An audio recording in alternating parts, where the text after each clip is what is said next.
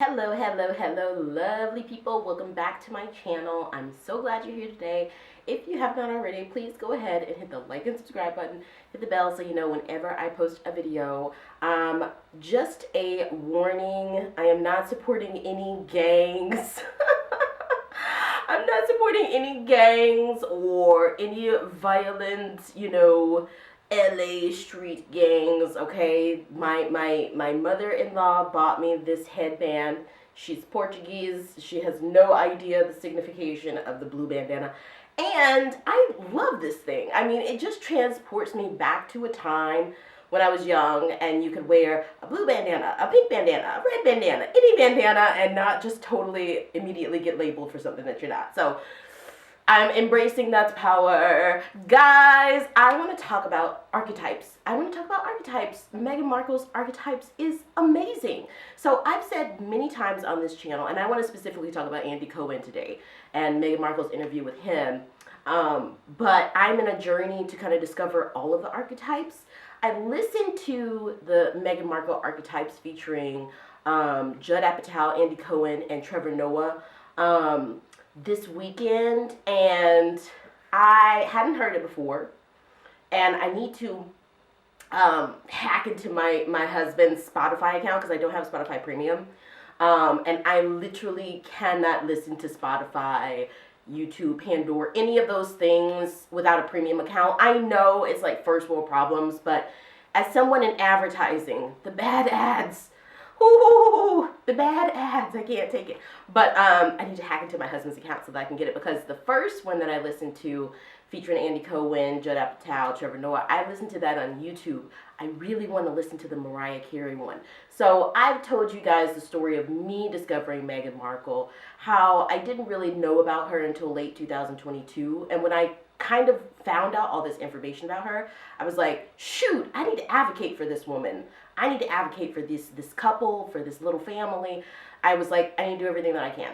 And that was kind of what started this whole thing for them, the support and advocacy for them. But I've said many times, I wish I would have known more about Meghan Markle. I wish I would have known more about Amber Heard during the times that the controversial situations with them started, because I would have been blasting out on my megaphone a long time ago. But modern media, which really needs to be reformed, and some ethics, some education, some advocacy needs to be put in place so that media comes across as more tolerant, so that it comes across as more nonpartisan, so it comes across as more bipartisan, and comes across as something that's really reflective of most people or all the people's mentality. I feel like a lot of the media that we get fed today is not traditionally through the TV like in old times. It's through social media and the internet, and there's a lot of misinformation out there. That's basically just the fact of the matter. And I am one of those unfortunate peoples who didn't necessarily dismiss Meghan Markle and Amber Heard as the tropes that they carry today, but I did dismiss them because that was basically what media told me to do. Between that time, 2015 up until now, the media kind of just made it seem like, oh, don't worry about this. These are just whining, victim blaming, unimportant people. Don't worry about them. And, then as years went on, I was like, let me do some investigating. So that's what led me back in 2022. But since I have been enlightened and I'm like, Sussex Squad for life. But I mean, it's really anything that I can do, because I've been there before. I think most women have been there before, and that's what I find so bizarre about so many of the women who come after Amber Heard and Meghan Markle. It's like, if we spent more time empowering one another as women, if we spent as much time as we spend trashing each other and gossiping about each other and following weird smear campaigns from the media and just taking it as fact, and we devoted some of that time to lifting each other up, there would be more female CEOs. There would be more female ran companies. There would be stronger ties within the female community, period. You know, taking work, taking popular culture, taking all of that stuff with our families, with our friendships, with our circles, our communities. If there was more of a unity between women, like, anyway, don't get me started on it. But Bravo has long been a point of contention, I think, for me, a point of controversy for me and for a lot of other people as well, because I feel like a lot of people look at Bravo and they say, and I'm speaking primarily about the Real Housewives. When I say Bravo, I'm basically just saying the Real Housewives. I thought that was pretty much a given, but for a long time, Andy Cohen, Bravo, the Real Housewives, we'll just kind of lump them all together, has been a point of controversy, not only for me, but I know for other people, especially women and other housewives as well. When you look across Reddit, you look across the internet, you look across what people say on social media, there's a high level of entertainment, but there's also a high level of, oh, these women really go in. And Meghan Markle expresses that so beautifully. And can I just say, I am in love with Archetypes. I'm going to listen to them all. I know I'm late to the show and people have been raving about it for a long time. But I don't care. I mean, it's one of those things. It's just like this YouTube channel. You know, if this YouTube channel hits somebody a year after I make videos, but it resonates with them, it's like, that's, you did your job. And it's beautiful. It's very, very well made.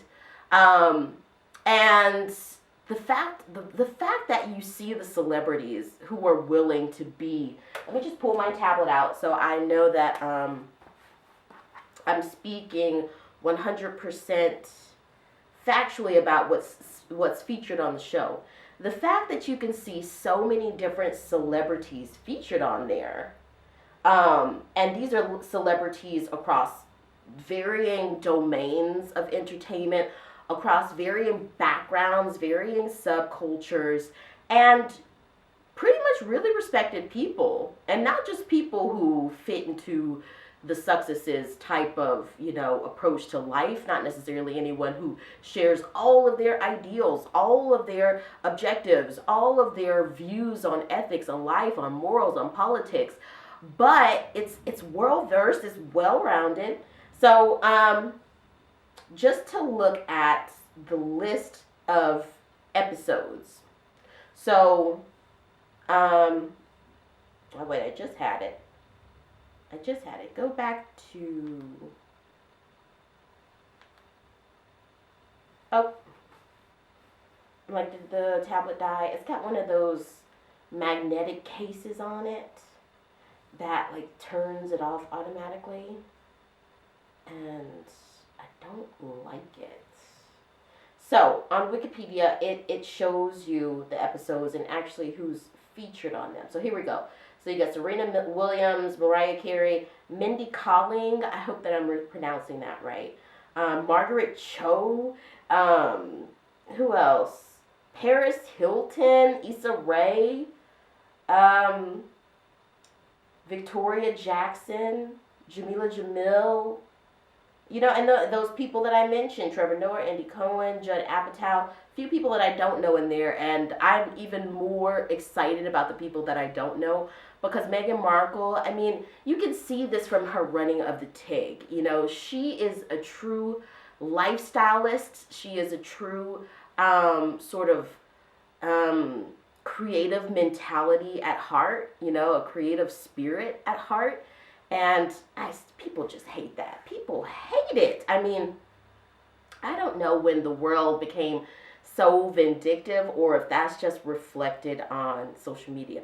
I also hope you guys had a great Easter for the other Catholic and Christian peoples out there. We had a wonderful Palm Sunday last week, and we also had some baptisms before Easter Sunday. This past Sunday, the night before, there was bonfire, and Easter Sunday was beautiful. I mean, my cathedral was packed. I don't know about you guys, but again, you know, and this is speaking to the people of faith out there, whatever your faith may be, but it is so wonderful, even if you don't have a faith, just to look at the nature of things, like I say, and how things always transform. But you really, I mean, I've found out that Meghan Markle is in fact a person of faith and someone who feels that her faith has gotten her through some of her toughest moments of life. And whenever you walk out, whether you are fat, ugly, skinny, beautiful, white, black, Hispanic, Asian, when you step out and the world is going right and you go left, when you are confident in your own belief systems, there's always, always, always going to be haters. And the person who recognizes that their faith, and if not their faith, but their system of values, their beliefs, their compassion, plays such a role in building resiliency. Because if you don't have that resilience to step out into the world and just keep on, despite what the world throws at you, you are going to drown. You're going to fall by the wayside, and you're not going to live to your most ascendant level of fulfillment, you know. And I feel like that's what Archetypes is all about. You could say it's about women just talking about women, and you would be right. I mean, Meghan with this podcast was taking back that power of what her enemies had spun kind of against her and saying, you know what? I'm going to empower women, and I'm going to make sure that women's voices are heard.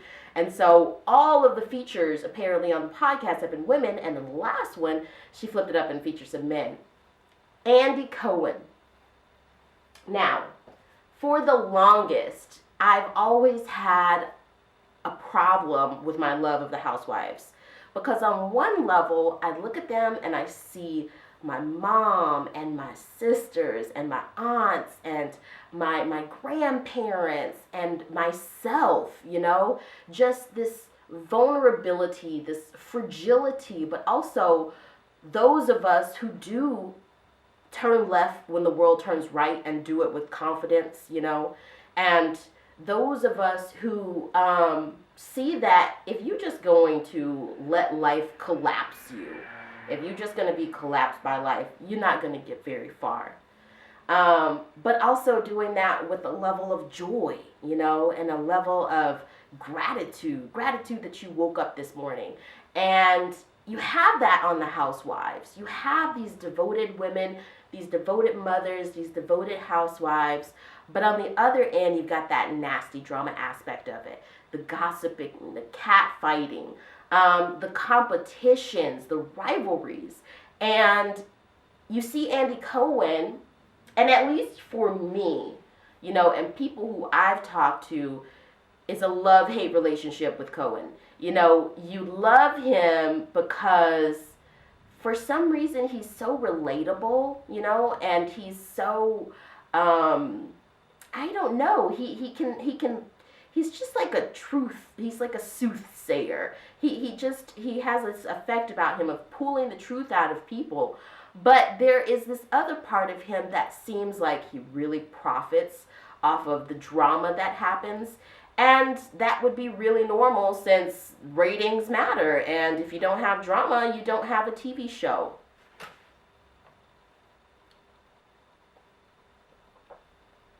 So there was a point where Andy Cohen basically tells a little bit about his background, tells a bit about his story.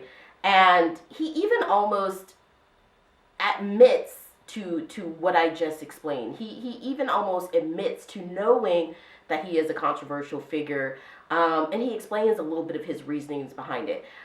I'm going to tell you my biggest problem, and right now I actually am catching up with Real Housewives of Orange County. You guys probably saw the video I made about Alexisbellino and Tamrajudge last week. If you haven't, go and check it out, but I'm rewatching OC. It's one of my favorite franchises, but OC also, I have a lot of conflicting feelings about it because, okay, well, let me just say this. I'm just going to say it like this.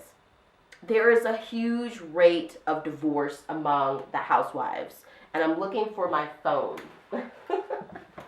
There's a huge rate of divorce for the women, and I've been a long time believer. I might get, you know, flack for saying this, but it's just what I feel.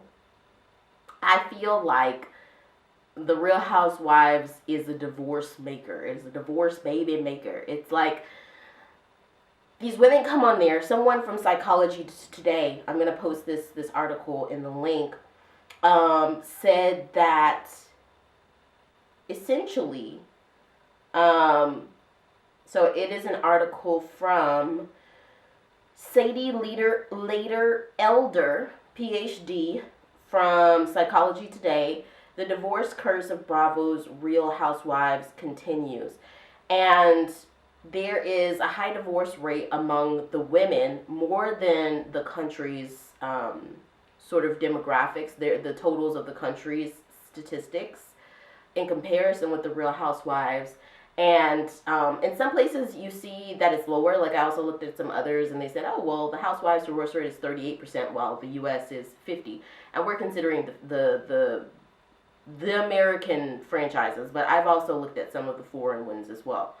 Just considering the U.S. franchises, apparently according to this person on Psychology Today, when you count all of the women's past marriages before they came on the show, and their divorces before they came on the show, the divorces after they leave the show, basically it all totals up to being higher than the nation's average, the divorce rate.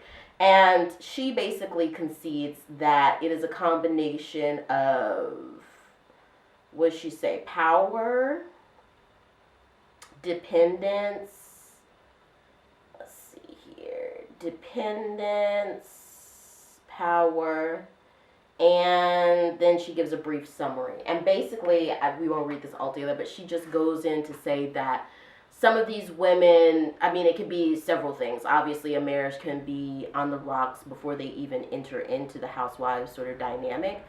But when you add in that these women find a newfound power that they didn't have before, whether that be through financial independence, whether that be through having something really to do, whether that be, building upon careers that they hadn't had before the Real Housewives. But either way, they basically have a shot at life, a new kick in their step that they basically didn't have before the show.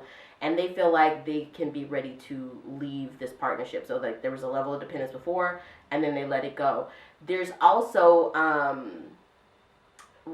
dependence, and they say that, if they were truly just dependent on their husbands, not necessarily only for financial reasons, but also for emotional reasons before, and then they seek out these new friend groups and they forge these new friendships and things like that, they may have a new emotional fulfillment that they didn't have, or that they thought they didn't have, or whatever, with their spouse.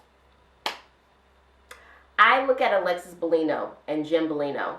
And again, I know a lot of people don't like Alexis, but, for example, they call her Jesus Jugs. When she talks about her coming from her husband's rib, as a person of faith, I respect her for that. That is her faith belief. But people took it and they made fun of it, and they essentially vilified her and Jim for wanting to have a Christian type upbringing for their children, a Christian dynamic in their family. And I just really thought that wasn't fair, because most of these women, even though they live in Orange County, they come from Midwestern backgrounds, they come from Southern backgrounds, and, even Northern, Heather Dubrow coming from New York, maybe, I don't know, maybe not as much with New York, but holding on to your faith, your values is really interconnected in family traditions. Vickigunvalson is a primary example of someone who has said her biggest regret in life is divorcing Don. These women, they get together and something unhealthy happens. I'm not saying that every divorce that has come out of Real Housewives shouldn't have happened. Sure, some of them were perhaps toxic, but I believe that it is no one's place to comment on someone's marriage, and 50% of the show is what these women are doing. Sitting, judging someone else's marriage, and them putting themselves in the seat of the judger who should decide whether or not someone's marriage should fall apart. Tamra egged Vicki on to divorce Don. Tamra egged Alexis on to divorce Jim. And what happened? They both got divorced. And Tamra's on her second husband right now. We saw before our eyes her marriage with Simon fall apart. And we know that there's some, how do I want to say this? Some conflicting feelings there because of how her reaction was to signing the divorce papers. I mean, she was a blubbering mess. To her not wanting to get rid of her wedding china. You know, there's that scene in the garage where she's trying to get, you know, her new hubby, what's his name? Eddie is trying to encourage her to get rid of her old wedding china, her wedding silverware. What is the thing that I'm trying to say? And eatware, however you want to call it. And she is clearly having physical and mental feelings of anxiety about doing that. Now, does that mean that Tamra and Eddie were supposed to be together? I don't know about that, because I look at Tamra and I look at her with Eddie, and I feel like their dynamic is probably much healthier. But then again, I truly believe Simon was a man who was kind of just pushed into a corner. Tamra egged that on with Vicky and Alexis, whereas it might have been better from a friendship level to say, how do you feel about your husband? You know, what do you feel are the next steps? What do you feel is going to help you? What's going to empower you? Instead of saying, you can't live your life like this. You need to walk away from this marriage. That guy's a douchebag. I'm sorry, but he hasn't been this. You know, it's like, it's spreading shit. It's spreading shit. It's gossiping. It's spreading shit. And that's really not any of our places to judge someone else's marriage. Even if to you, Jim Bellino, it seems like the biggest douchebag in the world, that's not your place. We know that this was about something else with Tamra. Just seeing that anger and that contention between them during the whole part that Alexis was on there, this was about something else. This was about Tamra pulling some card. But that same way that Tamra egged us on, and I'm not just putting this all on Tamra about why divorces happen on The Real Housewives. I'm just letting you know that I see that as a huge part of the dynamic, and this is an example of that. But that's happened with a lot of the housewives. A lot. Look at Cynthia Bailey and her first husband. You know, some of these guys weren't exactly husband material, and I truly get that. It's like I really want to discuss more this element of, it's almost like a psychological experience the way that Love Island is. It's like you put a bunch of human beings in a room together, lock them up with cocktails, and then let them out, and some crazy stuff is going to happen, and your marriage is going to suffer. But I look at couples like Kyle Richards, and I look at couples like Lisavanderpump and Ken, Kyle Richards and Mauricio Ubansky, I hope I'm saying his last name right.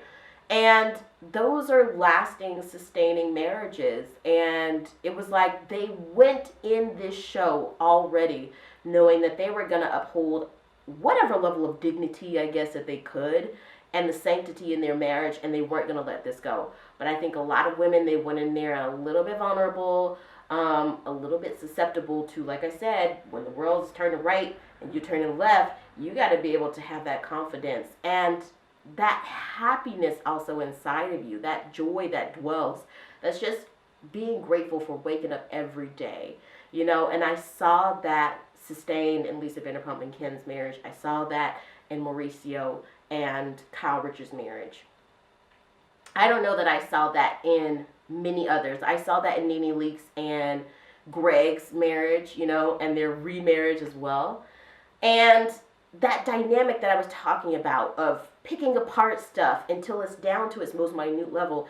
Andy Cohen is the biggest and most habitual kind of crusader of that. During the reunions, which is when we see Andy Cohen, but we see his fingerprint all throughout the series. Whenever there's drama, I see Andy Cohen's fingerprints. And on Archetypes, he speaks with Meghan Markle, and Meghan Markle kind of goes throughout this whole thing saying where she used to really love Real Housewives, and at some point she wanted to be on his show, Watch What Happens Live, and she got rejected twice, and that was pretty funny to see because they both end up laughing and joking about it and stuff. But even Meghan sort of explains this conflicting views of your attraction, we'll say, to watching The Real Housewives. Ooh, my stomach is grumbling, hungry. And so I just thought that was interesting. And Andy basically goes in to explain that he had a really strong mother And he grew up with really strong women, his mother and his sister, or his sisters. Excuse me if I've forgotten if he mentioned multiple sisters or just one. But he basically goes in to say that his mother was a working woman. She was a career woman. She was bossing at home. And he just grew up around that. And he always kind of had this curiosity about it. And he also talks about when someone walked in with a VHS of a pitch for the Real Housewives and how they really didn't even think that that was going to be what it was, but they knew that this had legs, you know. And what I got from Andy Cohen is that he finds great pride and great joy. And just like Barack Obama said, you know, how love and hate can sort of be twisted into one beautiful body altogether. And Andy also mentioned that the more polarizing ones, the more polarizing housewives like Luann and Ramona also have this level of not really caring what people think. They don't look on Twitter, they're not really following what's going on, and so they just go about their business. And that I can really understand. As someone who started a YouTube channel talking about polarizing topics, I could be sitting here all day going back and forth with trolls, but I just don't got the time, honey. I have stuff to do. But a lot of people, they really care deeply what people think about them. And I think that Alexisbellino is that type of person. I think to a certain extent Tamra is too. But I think Tamra also ultimately just kind of lets go what's going on the internet and just kind of keeps on about her bad business. And Andy basically said that there's something, you know, really deeply human connecting with that, of just looking not only at these wonderful moments that make the housewives devoted women, devoted career women, devoted mothers, devoted wives, but also where they slip up, where they make mistakes. And I can truly, truly get into that. I mean, that's part of reality TV. But guys, let's go ahead and be honest. Reality TV is a hot mess. You're watching it because it's a hot mess. It's garbage. It's just like this lady from this one article said.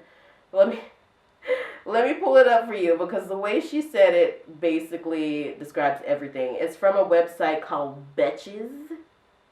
It says, this theory explains why so many Real Housewives get divorced, by Bravo historian. She says, I have been watching The Real Housewives since 2008, and a common criticism I hear, other than the fact that it's trash reality television, what can I say? I'm a raccoon because I love garbage. And that is exactly what it is. It's the reason we loved watching Jerry Springer and Maury Povich and Steve Wilkos back in the day. It's the reason we loved watching Arsenio Hall, Jimmy Fallon, you know, Stephen Colbert, The Daily Show. Any of those is because part of us is attracted to that garbage, you know, whatever the reasons are, whether it makes us feel better about our lives or it gives us some sense of validity, that what is the word that I'm trying to say right now? Validity? Validating. Oh my God, guys. I need to go eat dinner. But it gives us this oh my God, I've forgotten the word again. Validation. Jesus. It gives us this validation on the things in our own life that sort of affect us. Now, Andy Cohen, he basically spoke about that. He spoke about growing up around a very strong personality housewife who was his mother, how that influenced him, and how he just always basically had this deep curiosity. Now, I look at my relationship with my gays, because I think that's what a lot of women, housewives, and divas in their own rights, you know, even though I'm very, very chill, I know there's some diva in me. My husband knows it. My siblings know it. I know. But for the most part, it's not coming from a place of I'm better than you. It's coming from a place of, holy we live in such a judgmental, hot-ass world. I got to stay true to myself. That's how many divas are born and bred, you know, because there's a lot of hate out there. And Andy Cohen talks about this curiosity, and he reminds me, as I guess this diva figure, of some of my gays, okay? And a woman in her gaze is not a relationship to be Reckoned is not a relationship to be questioned. I feel like the gays in my life have made my life easier. I'm gonna tell you a funny story. I was having a house party with my best friend. We had a house on university back when I was 19. And that house was basically a party house. But sometimes there would be strangely fruitful and deep philosophical questions that happened there. And one time we had some of our gays over, and I never forget, this was a guy who I hadn't met before. We had met him through a mutual friend, and he was just at one of these parties that we would throw. Very intimate, like 10, 15 people type parties. And we were all sitting out on the back porch smoking a cigarette after everybody had been drinking all night. And this gay guy was telling me, I was like, have you ever thought about being with a woman? And I was like saying it in one of those kind of drunken ways, the way you see on the Real Housewives, you know, like not really being serious but at the same time being serious, like, what made you gay? Like, how does it work? And there is this inherent curiosity, even just the questions around this anti-woke transgender, you know, like, it's like my brother, who is probably the most heterosexual man on the planet, my oldest brother by heart. Even he has said at some point that he used to think that being gay was a choice. I remember this was probably back in like 2014 or something. And he was like, no, I really think now that it's not a choice. And he was like, I feel like people should have the right to love who they love, because marriage, relationships is hard for anyone. It's like, you want to put yourself into the situation of being married and getting your every day by love, like, more power to you. Come on and join us. The day that I heard my brother say that, who is the most hyper masculine, you know, heterosexual male on the planet, I was like, okay, there is really something to this. And so then I was like, what, have you ever tried to be with a woman? And his answer was crass and sassy and ridiculous, but it also highlighted this level that there is just this kind of almost cat and mouse race between hetero or bisexual women or whatever and homosexual men. Why they form such a strong bond is maybe because they are trying to learn off of each other. The two genders are trying to understand each other. And I was like, he was like, honey, I'm not going down on a woman. That shit looked like chewed up lunch meat. I'm never gonna forget that. I like, oh, like, seriously? That's the way that you look at a female's vagina? But without being crass, that's basically to just say that now that I've heard what Andy has said and I look back at the show, I do see that he just has this level of curiosity, I guess, that sometimes seems like he's making the drama continue on.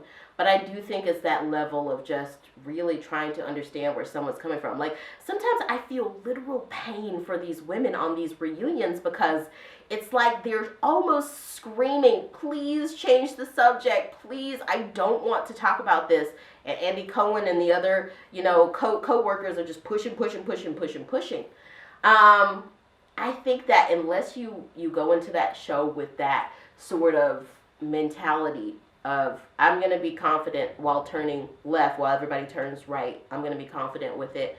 And I'm going to stick to my values and stick to my joy. The minute that someone takes your joy away, the minute that you stop smiling, you know, like, you can see Alexisbellino's marriage attacked. You can see vickigunvalson's first marriage attacked, her relationship with Brooks attached.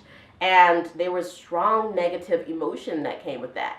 When you've seen Mauricio attacked, or you've seen even Terry Dubrow attacked, or you've seen Ken Vanderpump attacked, Vicky, Lisa, and Kyle are just like, they basically are like, they just laugh it off, because it's like, that's not their truth, and they know it's not. But when somebody has that much authority to say your husband's a douchebag and you should leave him, and you really can't say, I mean, if somebody tells you that you're green, you could just laugh in their face, because you can be like, child, I am not green. My skin is a lovely mixture of tan, caramel, like cocoa. No, I'm not green. It's like, what are you on about? But I thought that was interesting. So I got more insight into that. As usual, I found out that Meghan Markle is a lovely person. I really wanted to just talk about that revelation that I had of Andy, because I also am watching Real Housewives. I told you I'm rewatching that, and right now it's at the part where Slade Smiley gives that comedy stand-up where he goes after Vicky and Tamra. But, I mean, he basically is parroting what he's seeing on the internet. And they are like broke down by that. But at the same time, he's right. It's a huge level of hypocrisy, because they can sit there, call him a deadbeat dad, you know, come after him. But the minute they go, he goes after them, it's all wrong. What's the lesson that we take from this? Have a little bit of dignity. If you have a little bit of dignity and respect for others, even if you don't necessarily agree with them, that's what they're going to have towards you. But that's not what pays for reality television. So, I mean, if you're going to play the game, okay, play the game, but at least kind of just hold your own down in the background.